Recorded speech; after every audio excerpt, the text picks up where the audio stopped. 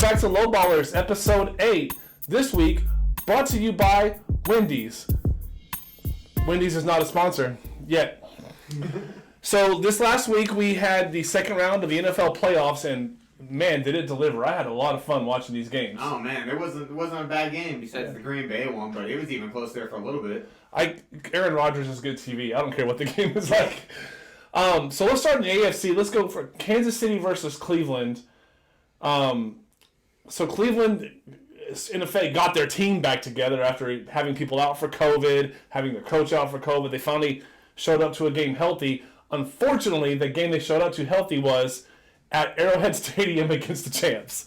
But they put up a fight. I mean, you got to give them credit. You take away that one helmet to helmet, and maybe they win the game. And there was a time they had the ball, down 5, a chance to go take a lead. It didn't work out. Kansas City, give them credit. They stopped them. But, man, what a turnaround. I mean, if you're a Cleveland fan, just a few years ago, you win no games. Then the last couple years, you hover around the 500 mark. And then all of a sudden, you're 11-5, and it would have been 12-4 if the COVID hadn't forced the Jets lots on you. You've beat your division rivals in the playoffs, in their own stadium. And then you go toe-to-toe with the champs, and you don't come out of it looking too bad. Well, I mean, great. I mean, but the story for that game for me, I led with the Browns because I'm a Browns fan, and I'm excited about how they played this season and how they finished. But Andy Reid, how about that play call? 4th and 1. Backup quarterback. You punt the ball. It probably ends up around the 10-yard line. You've left Cleveland a minute and 20 to go 90 yards. That's the move, right? Yeah. Nope, we're going to go for it. Okay, that makes sense. All you got to do is get a couple inches with your running back, and you're going to... Nope, we're not doing that. Oh, you're going to throw run with your quarterback. Quarterback sneak? Nope. We're going to line up in the shotgun formation with a backup quarterback and throw an out route, and of course that's how we're going to get the first down. Caleb Henney. Caleb Henney, man. Chad Henne. Is it Chad Henne? It's something. It's C. Henney. So, it's his first playoff game. Anything is possible was the tweet from Patrick Mahomes. I mean, I can't even hate on it as a Cleveland fan. What a gutsy play call, and I think it goes to show Cleveland's defense isn't bad, but they're not ready to go toe-to-toe quite yet with the big offenses. And they did pretty good in this game. Long way to go on that defense, though. I don't think Andy Reid goes for it unless he wins a Super Bowl last year. I think you get that kind of like cushion whenever you're a Super Bowl champion. I'm a made man. I can go for it if I want. Yeah, that's a Belichick kind of thing. Like whenever he went for it against Peyton Manning. Yeah. Like they're like, we can go for it on 4th. We can try to steal the game with our offense. I couldn't believe he threw it, but I don't think anyone could. But Tyreek Hill, that guy is just faster than anybody to one spot. I'm going to check my notes really quick. Give me 1 second here. 1, 2, 3, 4, 5, 6, 7, 8 games. The last 8 games that the Chiefs have played in which they were trying to win, they won. And they won them. I'm going to tell you the margins of victory. This is going to blow your mind. They beat Cleveland by 5. They won by 3. They won by 3. They won by 6. They won by 6. They won by 3. They won by 4. And they won by 2. Wow. They have been cutting it close, but they've been winning. The average margin of victory, 4 points. The reason I'm bringing that up is because I'm going to tie that back here in just a second. I think that takes us to our next game. The other side of the AFC, Bills, Baltimore.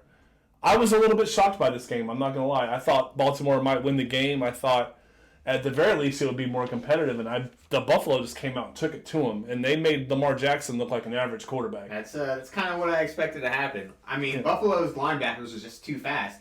I don't know. It's just whenever you got an athletic quarterback and their receivers are just kind of ho-hum. I like Marquise Brown. He's fast, and they got good tight ends.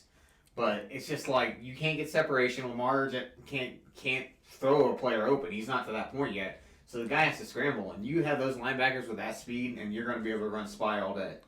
Yeah, there's 3 kinds of receivers to me, and that's like your check down receiver. They have that, Mark Andrews. Mm-hmm. Your I can get open receiver, and that's Marquise Brown. But then you got to have that receiver that I'm going to go up and win these contested catches, and they don't have that yet, I don't think. So that's I think is what I would be looking for if I'm Baltimore. Go get me that 6'4" guy that's going to body somebody up and make those tough catches. Allen Robinson's a free agent, and I saw him liking tweets from Baltimore this week. Oh wow, so that would be a great pickup. Great pickup. So you have your burner, your possession. So I said that made Lamar Jackson look like an average quarterback. I'm going to read you a stat line from that game. He was 14 for 24 with 162 yards and an interception, no touchdowns. That's bad. That's awful. I said they made him like an average quarterback. That was probably being kind. They made him look like a pedestrian quarterback. Do you think Baltimore could ever win a Super Bowl with Lamar Jackson? At this point, you've seen what he's brought to the table. Yeah, I mean, they have to have more. As they're constructed now, I think they're a really, really good team. I really thought they were a really good team. I still think that. But they've got to have more. I think if you have those receivers that spread the defense out a little bit more, to make you respect, that they know they can go get 10 to 15 yards at a time, you can't make a living just beating people down the field. That's what Marquise Brown does. And he's a great guy to have on your team, but you can't make a living like that. That's a nice-to-have option. You punch and you gut punch and you gut punch, and then you go over the top. That can't be your primary option. So, on the other side of that, I talked about Kansas City's margins of victory. Buffalo has won 11 of their last 12 games. And the game they lost was on a miracle play that Kyler Murray threw to DeAndre Hopkins. So, other than that, 11 wins. And I'm going to give you the margin of victory in those games. 14, 3, 30, 29, 29 again, 11, 10, 10, 20, 3, and 8. That is getting it done. They've been the hottest team in the NFL. Josh Allen has surprised me. He has definitely surprised me. He went from that hick that I didn't think could do it to, man, I take him on my team in a heartbeat. I just think they're such a well-coached team. I've said that before on this channel. I love their coaching staff. I think they're going to lose Leslie Frazier after this year, so the coaching staff's going to get a little worse. But I think, much like Cleveland, they've come in, it's not just X's and O's. They've changed the culture. They expect to win games now. They expect to be a professional football team. They don't have a running game, though. They don't. And also, and the other side of that is they have a little bit of trouble stopping the run. Yeah. So that will be something to watch for. Thankfully for them, I don't think Kansas City runs the ball particularly well. Last time they played each other, I think Clyde Edwards-Helaire went for 140 yards. Yeah. So that's going to have to get cleaned up. If he plays, he hasn't been in yet at all. So before we go to the NFC games, which there's certainly things to talk about there as well, what are your early thoughts on the Kansas City-Buffalo AFC Championship? It's hard to go against Kansas City. I feel like Buffalo's probably one more year away. I don't know. Patrick Mahomes, if he plays, I just can't imagine him losing to Buffalo. Tyreek Hill, just so many weapons. There's so many weapons on Kansas City, and there's so many ways for them to beat you. And they always seem to do it. Plus, they've been there before, and their coach, I'll take their coach all day. Yeah, I was going to say, one of my favorite things about Buffalo is how well coached they are, and I don't know that anybody's coached any better than Kansas City. So not on the offensive side. So, yeah, listen, I've got every reason to pick the Bills, and I could lay them all out. I love the Bills for this reason and that reason. I love Stephon Diggs. I love this person. But the problem is the road to the Super Bowl goes right through Arrowhead Stadium, and you got to beat the champs in their house, and it's hard to do. That's tough. I think the positive side, if you're a Buffalo fan, I think they're going to be in the game. I think there's going to be a chance. I predict this game much like I predicted it when Kansas City played, and I think I predicted it pretty much right. That I said Cleveland would be in the game. I said there might even be times you think Cleveland's about to win, but in the end, what's going to happen? There's going to be one too many big plays that Kansas City makes. And that's exactly what happened. Kansas City, it just seemed like every time Cleveland was about to have a chance, they'd make the play they had to have. Kansas City just kept making those plays. That's what championship teams do. And so I think that's for me, that's what it's going to come down to. I think Buffalo's going to be in it. I think it's going to be very close. But Kansas City is going to win. It can't get much closer than the experts think because they think it's going to be very close. But yeah, it's a 3-point spread. It's going to be a very close game, I think. And so I'll have a thought on that later as far as the spread goes. So that takes us to the NFC. Green Bay versus the Rams. Aaron Rodgers at home does about what you expect Aaron Rodgers at home in the playoffs to do. I mean, the guy's incredible. I think if we were having this conversation this time last year, everybody could agree. Patrick Mahomes, the preeminent best quarterback in the NFL. And I think he is the future, and I think even now he's in the highest of tiers. I don't think there's a tier of quarterbacks above. But Aaron Rodgers, to me, right now, has an argument to say, look, I can play as good, if not better, than Patrick Mahomes. I mean, he's the MVP. Yeah. You gotta give it to him this year. He's definitely turned it on. He's proven that it's been the coaching that's been holding him back. Devontae Adams is the best receiver in the league. He seems to beat anybody. I mean, he was even making moves against Jalen Ramsey, and they finally got the play calling to finally kind of work their way in and show Aaron Rodgers' true skill. The guy was outrunning Aaron Donald like last week. Like it was like he wasn't even there. He buys so much time on every play. And give credit to their offensive line. Aaron Donald was pretty much a non-factor in this game, and that's incredible to say. Like, and they're playing with a backup tackle too. Yeah. So I really thought Green Bay played well. The Rams did what they have to do. They uglied the game up a little bit. It didn't matter. What I learned this weekend is you can't play zone against Green Bay. It can't happen. It's too much time. If the Rams can't do it, you can't do it. So don't even try it. You gotta get pressure on them, and you gotta fold the middle. And it's just, I don't know too many teams that have the defensive line to do it. So I'm gonna read you Aaron Rodgers' stat line, and just a pre-warning, this is gonna sound much different than the Lamar Jackson's one. 23 out of 36, 296 yards, 2 touchdowns, a 92.1 quarterback rating. 296 yards on 23 completions is getting it done. That's very good. All right. Takes us to the last game. Tampa Bay versus New Orleans. And my biggest takeaway from this game is Drew Brees is done. I mean... Oh, yeah. He's retired. Though it was hard for me as a person who appreciates good quarterback play, who's watched Drew Brees put up elite quarterback play for years and years, and then more years on top of those years. He was at Purdue in, I think, 2000. Is that right? I think he graduated 2001. I think that was the year LaDainian Tomlinson... it was 2000. LaDainian Tomlinson was a Heisman finalist. LaDainian Tomlinson got drafted to the Chargers in the first round, and Drew Brees was their second-round pick. Wow. I mean, what a great career. But, yeah, he was throwing rainbows. The ball was coming out with no zip. I mean, had arc at times. He's not Tom Brady. He's he ain't got that fountain of youth. He played well this season at times. And I think that... He was injured a lot of this season. That injury took his toll. I think that it's just come to the point now where I don't think he can put 16 games in and then put in the amount of games and the amount of playoff games it's going to take. It didn't help that Michael Thomas got 0 catches. Well, Michael Thomas has his own set of problems. He's going to have surgeries upon surgeries.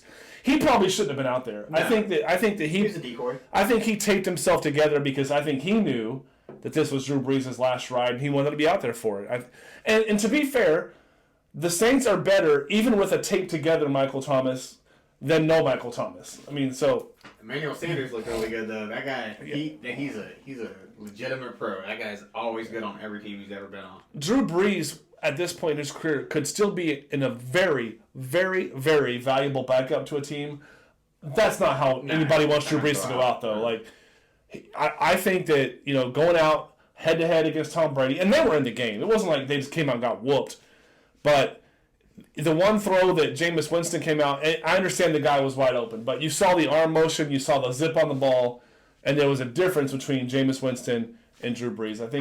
I don't know if anyone realized this, but that was the exact same play that the Bears ran last week against the Saints, and that was Mitchell Trubisky throwing it. Yeah, and Trubisky threw a dime. He did. To his credit, he did throw a dime, but to no avail. Yeah.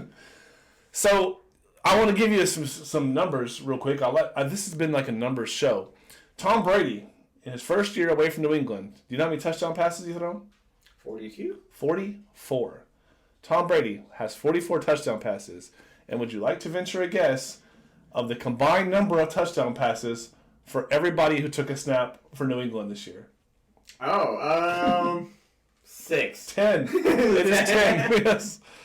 So early on, Drew Brees is winning the separation. I do think that that's going to change. Not change. I think Tom Brady is going to continue to succeed, but I also think Bill Belichick's going to turn things around. You won't keep him down. He has to get a quarterback. I mean, they have no weapons to do it. Call Houston.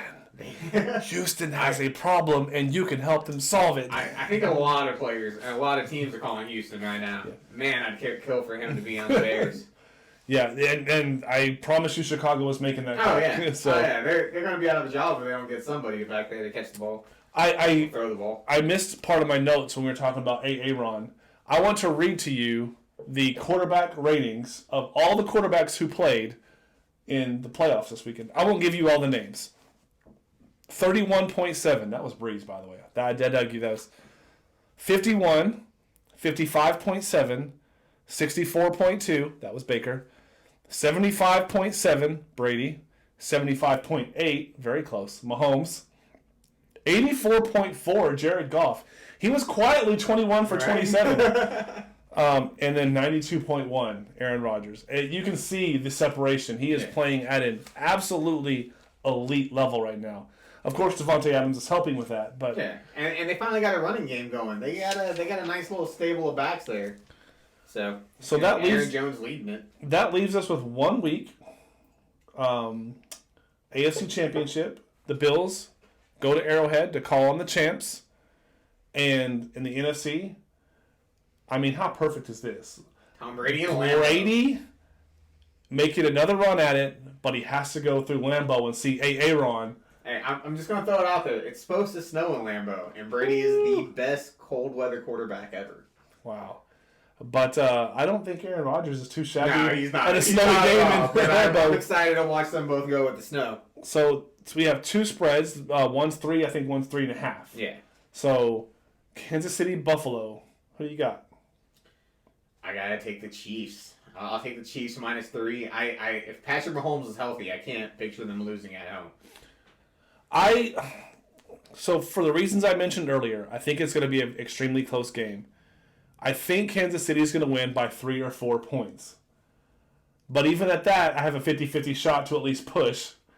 I'm going to take Buffalo just in case they somehow make that play. Kansas City, to be fair, has won all these games. They've won them all very, very closely, and none of these teams they've played have been as good as Buffalo. That said, the last time they played Buffalo, they beat them by, I think, 7. Was it 24-17? And that's the one where they had 140 yards rushing. So it's going to be. I miss one of those games. I don't feel great about it. I'm giving you my least confident pick first, so I'll call that the shock because at least I'm taking the underdog. And the other game we have Brady +3.5 and the Buccaneers. That's how legendary Brady is. I can't even say Buccaneers first. I have to say Brady and the Buccaneers going into Lambeau to see Aaron. And the Green Bay Packers. I'm going to throw out a little stat right here. You know, you could take any 2 quarterbacks that have ever played in the NFL and combine that their number of wins in championship games, and it won't equal how many Tom Brady has. Woo! Joe Montana and Aaron Rodgers. You take Patrick Mahomes and Roger Staubach. Brady has 14 of them. If it wasn't for those son of a bitch Mannings, he'd have like 10 Super Bowls. I'm going to go ahead and take Tom Brady. +3.5? Plus the 3.5. I love that half point to beat Aaron. I mean, the guy's only got to the Super Bowl once. He's not it, man. And I feel like Tampa Bay beat him earlier in the year. And I like that defense. I like Brady not to make any mistakes. I don't see Aaron Rodgers throwing 2 interceptions, but I don't like their defense, and I don't love the Packers' defense, even though they've been playing a little bit better. That's why I'm taking the over in this game, which I'm off memory here. I think it's 51. Could be wrong, but it's either 51 or 53. I'm taking the over for sure. Are you? Yeah. Even in the snow? Yep. I think that that both teams are going to have trouble covering the other team. So, and the other game, I'm taking the under. I think that a lot of people are going to jump on because it's Patrick Mahomes.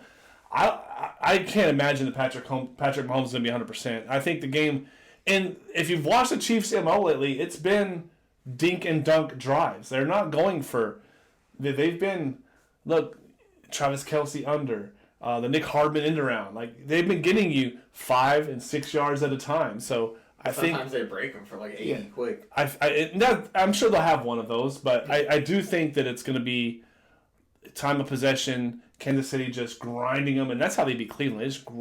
By the fourth quarter, when Cleveland had a chance to stop them, they'd already been ground down to a pulp. Kansas City had the ball forever at times. So yeah, I don't know. Buffalo doesn't have a running game, so I just feel like it has to be slowed up. But they can't stop the running game either. They can't. So I like the under in that game. I like Buffalo in the under, and I like Green Bay in the over. So I'll make that my 4 picks. So you want to give totals? Over under in Tampa. I'm gonna go completely opposite of you on everything. I think so. We're Okay. just gonna go completely opposite. So the cash money necklace will definitely not be. Well, I guess we could both go 2-2. I guess. Good. Good. Who won it this week? Well, we were just getting to that. Who won this week? I went 2-2, Yeah, a little which is 500. perfectly respectable. Yeah. But not good enough. And you went 3-1. And unfortunately, I have moved the cash money necklace to its usual double secret location to my left. So now, for the first time ever in the history of Lowballers, I have to get up out of my chair. Because I put it way back here. Cash money necklace. Here, take your stupid necklace. I'll take it. I'll take it. I'll take that 3-1. You guys can always make money off me. So, it just goes to show you that any given Sunday, anybody can win. Hey, my money line shocker hit again, by the way. I said Tampa Bay on the money line. I think in the last... I'm gonna give it up to myself. Give it up to myself. Nobody else will. I think in my last 6 weeks, my lock has gone 5-1, and so I will say I got my lock this week, and I can't remember who my shock was. I always forget who my shock is, unless you take the same one.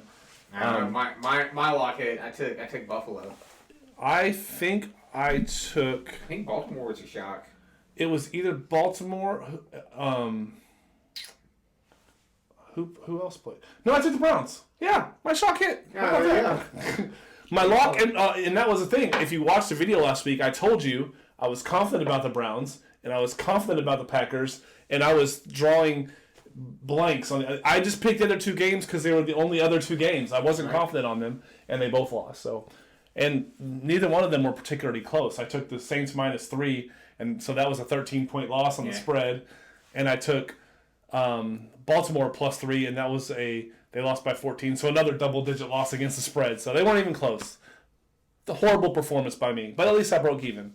So yeah, no dunce cap. Congratulations. That's my accomplishment for the week. So you got our picks from last week, you got our picks from this week, and I think that leaves us with nothing to talk about but drinking whiskey, and we will make you stick around for that. So until next week, cheers.